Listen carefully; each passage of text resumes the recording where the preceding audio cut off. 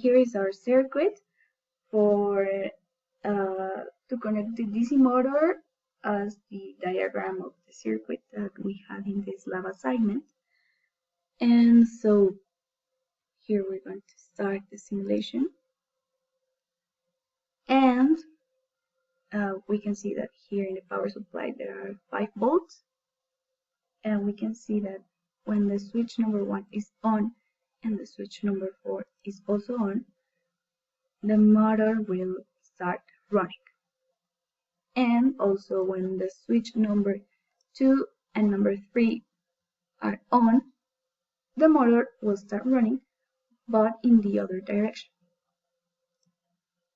And finally, if for example we have switch number 2 on, the motor will coast, and if all of them are turned off, the motor will not run. And